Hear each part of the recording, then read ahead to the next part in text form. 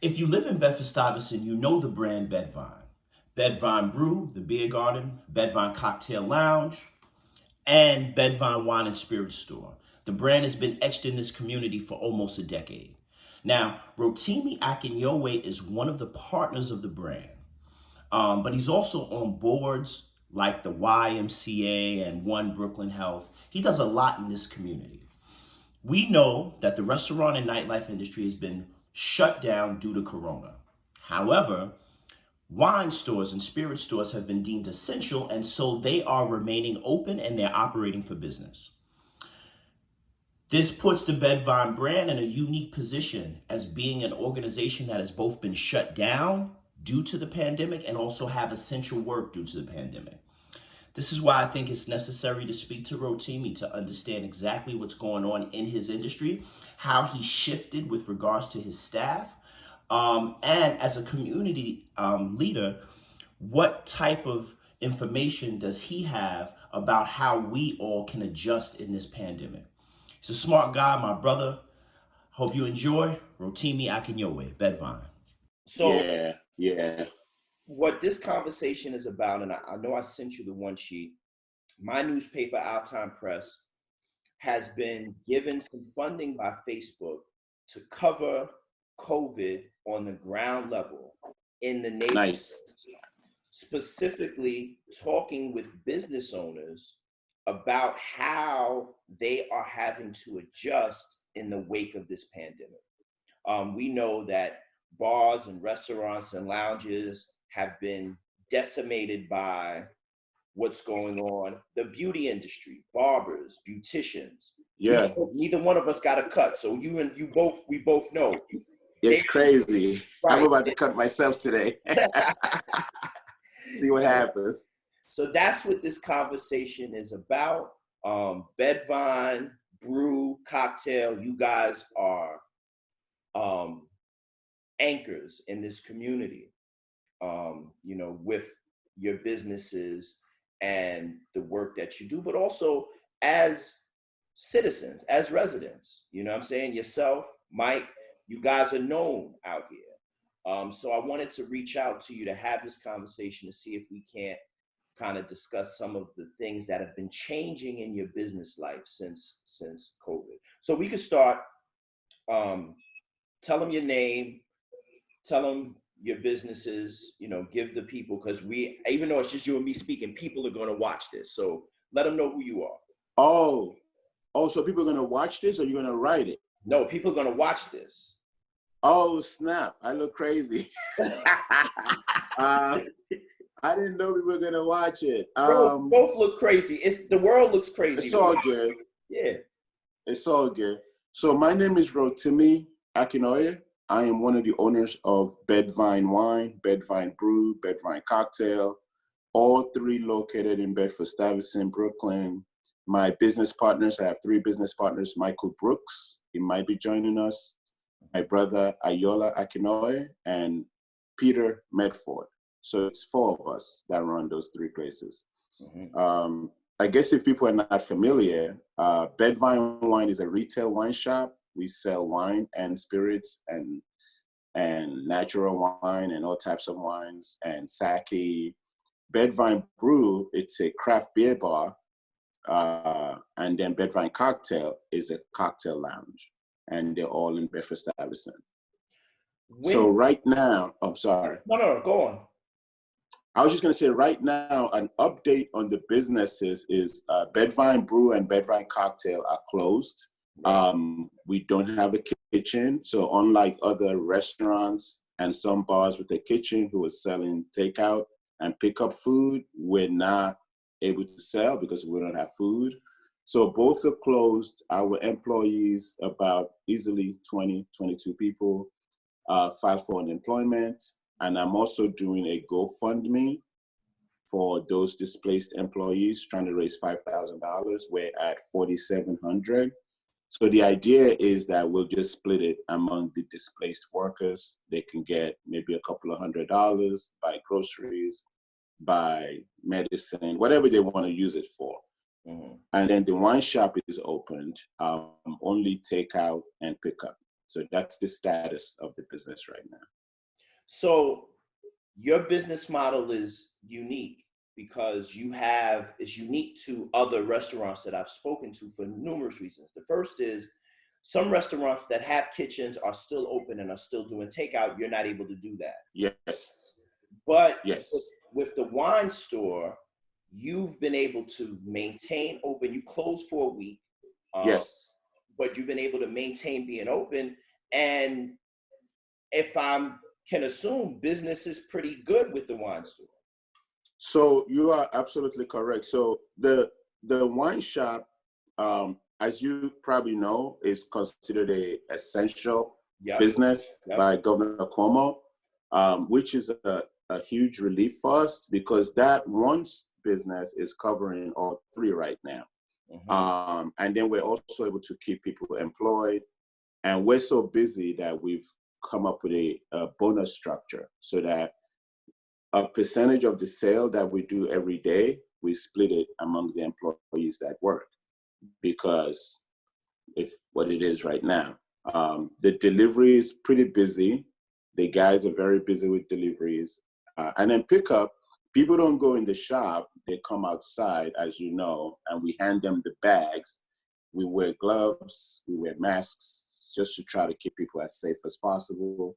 We clean the space, spray the space every couple of days, every day. So that's what's going on. So yes, the wine shop is doing pretty well, thank God, keeping people employed and covering for the other two places for now. Now, we have no timetable on when things return to normal, right? Because it's going to be a new normal. It's not going to be what it was. But even if the governor said on May 1st, people can stop quarantine, what do you think is going to be some of the adjustments with regards to people actually being in establishments like Brew and like Cocktail? Because I would imagine that there's still going to be this curve where even when they say things are open, people are not necessarily going to flock back. So what is some of your strategy with regards to that adjustment? That's a great question. We've been thinking about that. And I think about that myself personally and my family too. If they say go out and there's no vaccine, there's no cure, there's no trace testing to see who has it. I don't think the government has come up with a plan, a strategy to like ease into it.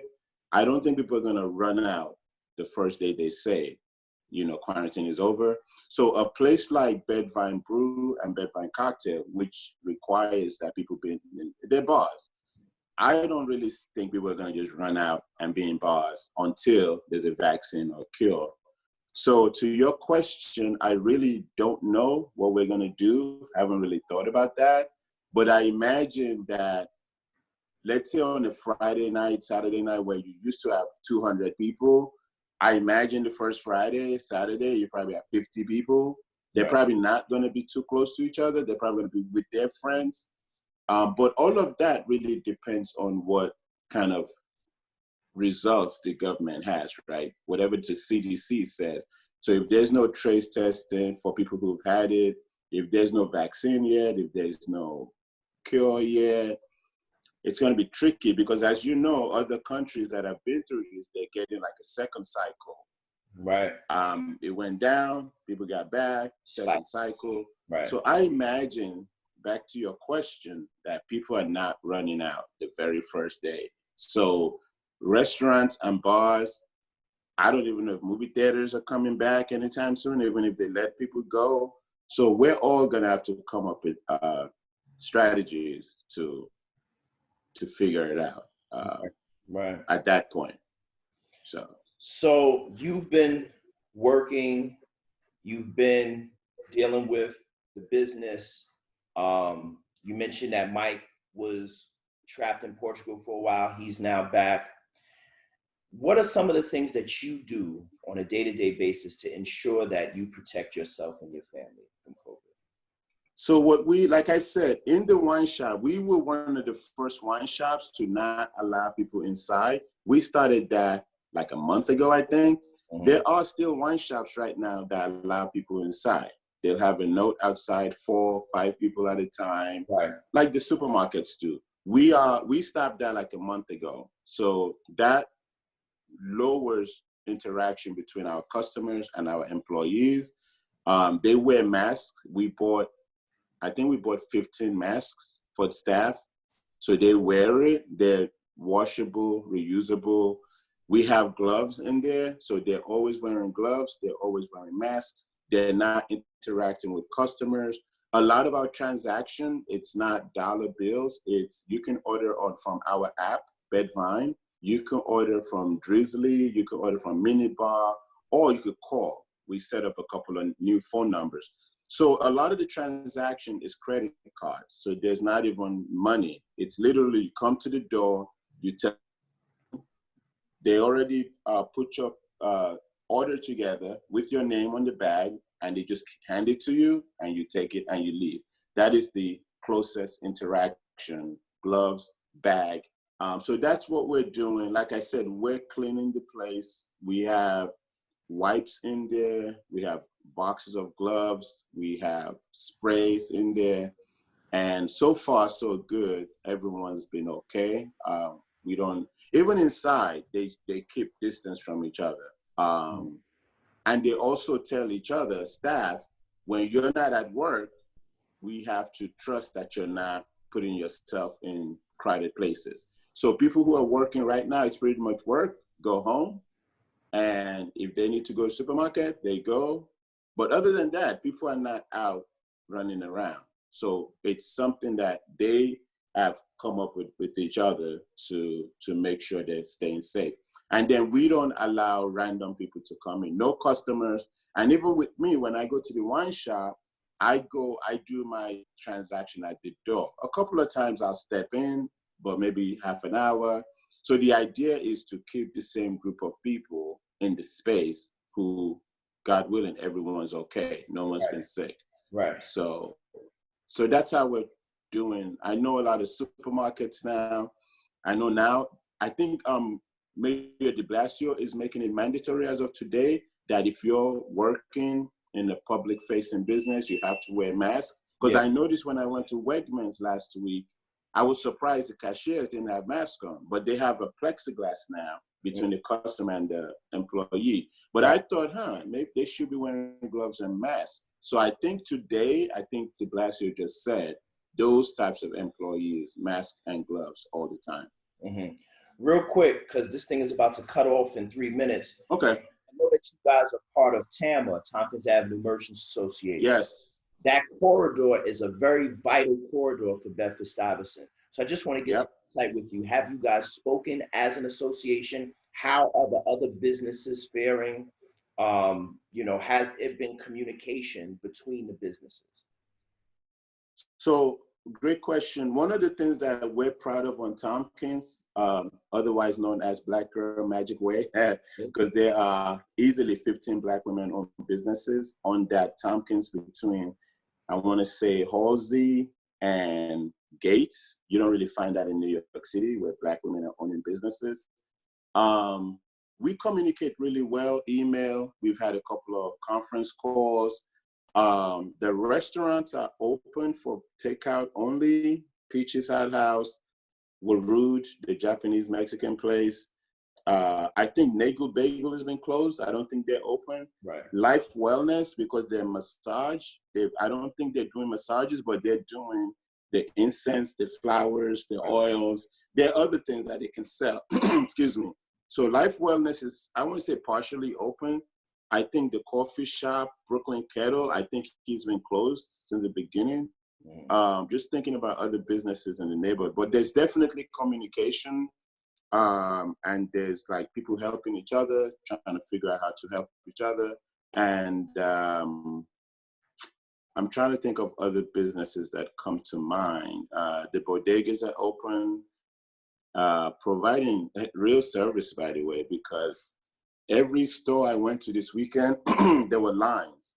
I was just driving around the city. I didn't go out of the car. And there's just lines everywhere, Trader Joe's, Whole Foods. So those neighborhood bodegas, man, like the one in Jefferson and Tompkins, I mean, they have produce, they have food, they have toiletries. So it's probably a good idea to sort of go in one of those, grab what you need, and go home. So that's what's going on Tompkins. There's definitely communication. Tisha, the owner of Bush Doctor, she's the president. Right. So she's pretty engaged with that. So that's what we're doing. Trying to figure out every day, adjusting every day. Every day you have to adjust. Right. We've changed hours of operations. We've changed schedules. We've gotten a new phone number, so we have 2 numbers. So every day you see what's going on, you adjust. And I just pray that at the end of this, a lot of these businesses can come back, because I know for a fact that a lot of them were struggling anyway before, us included. Bed Vyne Cocktail, it's been a challenge, let's just say. So I just pray that all of those businesses are able to come back and flourish. Because as you know, a lot of the neighborhoods in New York City, there were a lot of storefronts for rent. So if people don't come back from this, and those are the businesses that hire 5, 10, 15 people, I think we have about 40 something people on payroll. Well, before COVID, now about maybe 12. Those are businesses that hire, neighborhood people, young people. Right. So hopefully we are able to sustain and stay open. Well, listen, I appreciate you meeting with me this morning. As I mentioned at the beginning, your businesses are anchors in this community. And Bed Vyne, the wine store, has been a godsend for us. We're right up the block. We're on Stuyvesant. Yes. And so we order, 4 or 5 bottles every couple of days. Maybe I'm telling my habit. Maybe I'm telling your habit. But it's one of those things where we count on you guys. Yes. The week that you were closed, I was getting calls from all over the neighborhood. Yo, where can we get wine? Where can we get wine? We actually want to do a Trader Joe's run, which was totally unsafe because people there, like you said, were not masked. Yeah. Loved up. You got to do it right. You keep the gate closed. You call in, go on the app. They have you guys have my cards on file, so it's a very seamless transaction. Yep. And it's safe, and it's right here in the community. We appreciate it. Yeah, man. I thank you, man, and I look forward to getting on the other side of this to whatever our new normal is. And I appreciate. Thank you. I appreciate that. Before you leave, first of all, thank you for what you're doing. Keeping information, knowledge is power, they say. So it's a critical job that you're doing, keeping people informed. Second of all, we're trying to help. Our model at Bed Vyne is we've always been about the community. I'm on the board of the Bedside Y, One Brooklyn with Eric Adams, the Brooklyn Navy Yard, I'm on the board. So we're always trying to figure out ways to help. If anyone has ideas and they say, Rotimi, you guys should do this, and if we can help the community somehow, I reached out to Assemblywoman Tremaine Wright, Akim Jeffrey's office, Rob Carnegie, Eric Adams. I reached out to them like a month ago just to say we have 3 locations. If there's anything we can give away, if you have access to stuff and you need a space to give it out to the community, we have 2 spaces that's closed right now. If you know of anything, Marlon, that we can do, someone reached out to me today about packaging groceries and giving it out to people, no questions asked. I said, I'm going to talk to them about logistics later on and see if we can make it happen. But whatever we can do, if you have ideas, if people listening have ideas, to let us know. We're really trying to be creative and figure out ways to be of my church, Emmanuel Baptist Church. We've been calling the elderly. I called 20 elderly people a couple of weeks ago just to say how you're doing, what's going on, you have food in the house, and they appreciate it. You're talking about 80, 90-year-old women who are by themselves in the community. So whatever way we can help, if anyone has ideas, reach out to us, info@bedvyne.com, info@bed-vyne.com. I'm not going to talk business right now, but we want to help. We want to figure out a way to help people sort of walk through, just get through this time And the neighborhood has been great to us since 2011. We like to think we've been great to the neighborhood by giving back. And now we just gotta, this is when the real leaders show up, right? You know, the people that you think are leaders, I'm not seeing some people right now. The people that you didn't expect anything from, people are stepping up. Right. So this is when we figure out who's really about the community and who's not. So whatever ideas you have, let us know. Yeah, and that's it. You said it all. Appreciate you, brother. Thank you. All I right. appreciate it. Thank you. I need to re-up tomorrow, so they'll see me over there tomorrow. Thank you. Be well. Thank you. Let me know when this is gonna go on so we can promote and watch and all of that stuff. Absolutely. I'm going to contact my publisher right now and tell her I want to rush on this one, because this one is an important one. I've done maybe 8, but I want this one to lead everything I've been doing. So I'm going to give her right now. I'll keep you posted. I appreciate it. No problem, brother. Be well. Thank you, Malin. All right. Bye-bye. Peace. Have a good day.